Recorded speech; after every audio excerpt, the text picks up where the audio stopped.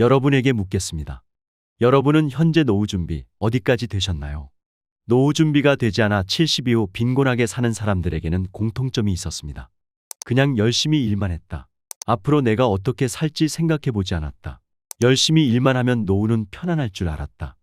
한국보다 고령화 시계가 빠른 일본은 전체 인구의 23%가 70세 이상입니다. 길거리에서 마주치는 사람 5명 중 1명은 70세 이상인 노인 대국인 것이죠. 이처럼 인구 구조가 노화한 일본에서는 70대가 자산시장의 중심축인데요. 저축액만 봐도 그렇습니다. 일본 내각부의 2022년판 고령사회백서에 따르면 70세 이상 고령자의 저축액은 2259만 엔으로 30대, 40대의 통장 잔고를 크게 웃돌았습니다. 반면 한국은 아직까진 70세 이상 노인 비중이 일본보다는 낮아 전체 인구의 11% 정도이기 때문에 일본의 인구 구조가 먼 훗날의 일처럼 여겨질 수 있습니다. 하지만 인구 변화는 처음에는 느려 보여도 금방 무서운 속도로 내달리는 법입니다. 한국처럼 변화의 진폭이 큰 나라는 순식간에 현실화될 수도 있는 것입니다.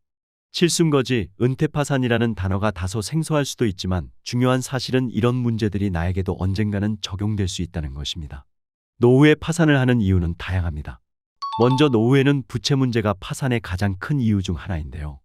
신용카드 채무, 주택대출 등 높은 부채로 인해 재정적인 압박을 받을 수 있습니다. 두 번째는 은퇴 계획의 부족입니다. 적절한 은퇴 계획이 없거나 충분한 재정적 준비가 이루어지지 않은 경우 노후의 경제적인 어려움을 겪을 수 있습니다. 은퇴비용, 의료비, 생활비 등을 충당하기 위한 충분한 자금을 확보하지 못한 경우에도 파산 가능성이 높아집니다. 세 번째는 의료비용입니다. 노후에는 의료비용이 증가할 수밖에 없습니다. 의료보험이 부족하거나 의료비용을 충당할 수 있는 금융준비를 하지 못한 경우 의료비용으로 인해 재정적인 어려움을 겪을 수 있습니다. 네 번째는 금융사기입니다. 노후에는 각종 사기로부터 피해를 입을 위험이 큽니다. 공짜 점심을 주는 투자 설명회에 참석하거나 만병통치약이라는 말에 솔깃해 비싼 가짜약을 덜컥 사신 적은 없으신가요?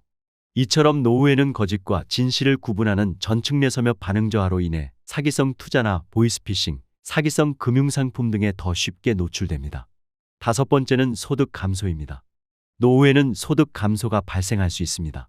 은퇴로 인한 정규 소득의 감소, 연금 수령액의 부족, 재투자 수익의 감소 등으로 인해 재정적인 어려움을 겪을 수 있습니다.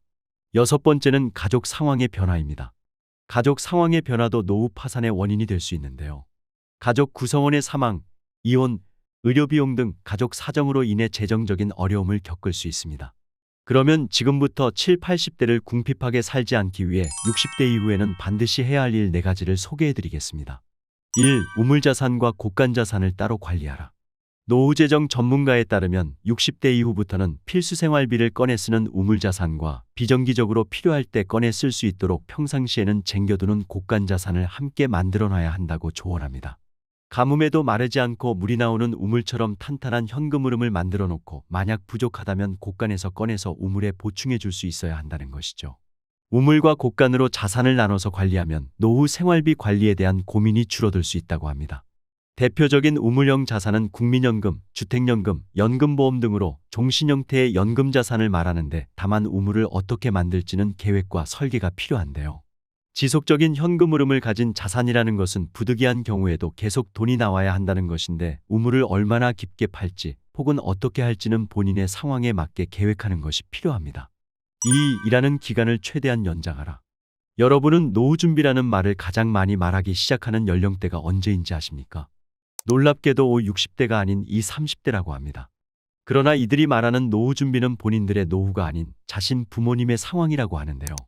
30대가 되어 경제활동을 시작하고 돈을 모으기 시작하면 제일 걱정되고 생각이 많아지는 게 부모님들의 노후 걱정이라고 합니다. 따라서 부모들이 경제적으로 여유가 있어 경제적 부양의 의무가 없다면 그것이 최고의 부모가 되는 길인 것이죠. 이렇게 자녀에게 짐이 되지 않기 위해서라도 젊어서 준비를 해놓거나 나이 들어서도 일을 해야 하는데요. 이런 경제적인 이유가 아니더라도 노년에 일해야 하는 이유는 또 있습니다. 바로 일하는 시니어들이 건강하기 때문인데요. 일반적인 노인에 비해 일하는 노인이 건강하고 활기차다는 연구 결과도 있습니다. 나이가 들면 가족들은 의례 그 나이쯤 되셨으니 이제 일하지 말고 편히 쉬라고 합니다. 그러나 90세 정신과 전문의 이근우 박사의 말에 의하면 은퇴 이후에도 활력을 얻으려면 생산성이 있어야 한다고 합니다. 인간은 시간이 갈수록 자연스레 늙지만 일하지 않으면 더 빨리 낡아갑니다. 있음의 삶을 사는 부자들은 노후에 일하지 않는 것이 가장 두렵다고 말하기도 하죠. 이처럼 나의 자산 수명을 늘리기 위해서는 부부가 맞벌이로 오래 일하는 것이 가장 좋은 방법입니다. 나이 들어서까지 일하려면 평소에 건강관리를 잘해둬야 함은 두말할 필요도 없습니다. 3. 지출은 줄이되 건강을 위해서는 아끼지 마라. 은퇴하면 제일 무서운 것이 매월 꼬박꼬박 빠져나가는 통신비나 전기세 같은 고정비용인데요. 그래서 무엇보다 은퇴 전 이런 고정비용을 줄이기 위해서 주택담보대출을 비롯한 나쁜 빚을 하루라도 빨리 다 갚는 것이 우선입니다. 은퇴 이후에도 이런저런 대출이자를 갚아가며 살아야 한다면 답이 나오질 않습니다. 또 고가의 장비를 구입해야 하는 취미생활을 즐겨왔다면 한 번쯤 취미생활을 바꿔보시는 것도 좋습니다. 특히 골프나 낚시처럼 비싼 장비를 사야만 하는 취미라면 은퇴 후에는 다소 부담스러울 수 있습니다. 하지만 절약이 아무리 중요하다고 하더라도 절약의 첫 번째 원칙은 건강임을 잊지 말아야 합니다. 따라서 건강에 지장이 되지 않는 비용부터 줄여나가야 된다는 것입니다. 괜히 식비 아끼겠다고 라면과 같은 인스턴트 음식만 먹고 냉난방비 아끼겠다고 한여름에 더위 먹어가며 지내고 한겨울에 가스비 아끼겠다고 추위에 떨면서 지낸다면 장기적으로 건강에 해를 끼쳐서 의료비 지출이 늘어날 수밖에 없습니다. 4. 보험을 점검하라. 연령대에 맞지 않게 계속 쓸데없는 보험에 돈을 넣고 있지는 않은지 점검해야 할 시기입니다. 예를 들어 생명보험은 불의의 사고로 남겨진 배우자와 어린 자녀들에게 유용했던 거라면 자녀들이 다 큰 성인이 된 지금은 효용 가치가 크지 않습니다. 그렇다고 지금 무조건 계약을 종료하거나 새로운 보험으로 갈아타면 그동안 냈던 원금도 못 건지는 경우가 많으니 정리를 하더라도 하나하나 천천히 잘 따져보는 것이 중요합니다. 우리는 70세부터 과연 얼마나 아프게 되는 걸까? 70대 이상 노인이 많은 일본의 경우 국민 한 사람의 생애 의료비는 평균 2,724만 엔 정도인데 이 중 절반은 70세 이후에 지출된다고 합니다. 또한 75세가 넘으면 돌봄이 반드시 필요한 상태에 빠지기 쉬운데 일반적인 패턴은 이렇습니다. 평소처럼 생활하다가 살짝 넘어졌는데 골절로 입원하게 되고 금방 퇴원할 줄 알았지만 혼자 생활하기 힘들어집니다. 자녀는 한두 명인데 맞벌이를 하다 보니 나를 돌봐줄 사람은 없고 자연스럽게 돌봄시설에 입소하게 되는 것이죠. 70대 이후부터 생기기 쉬운 돌봄 상황은 장수를 축복이 아니라 고통으로 몰아넣을 수밖에 없는데요. 경제적인 충격도 무시하기 어렵습니다.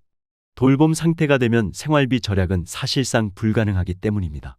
외부 간병인을 고용하면 한 달에 300만 원은 들기 때문에 적자의 늪에 빠지기 쉽습니다. 이처럼 70대 이후부터 생기는 간병비 부담은 은퇴 전에 예상했던 것보다 더 빠르게 자산을 갉아먹게 됩니다. 따라서 칠순거지가 되지 않기 위해서 우리는 지금부터라도 남은 삶을 적극적으로 준비해야 합니다. 돈을 더 벌기 위한 돈 공부도 필요하겠지만 벌어놓은 돈을 잘 지키고 통제력을 높이기 위한 공부도 반드시 필요합니다. 이 영상을 보시는 모든 분들이 칠순에도 팔순에도 경제적으로 여유 있는 인생 살아가시기를 시니어 정보쇼가 응원하겠습니다. 오늘도 끝까지 시청해 주셔서 감사합니다.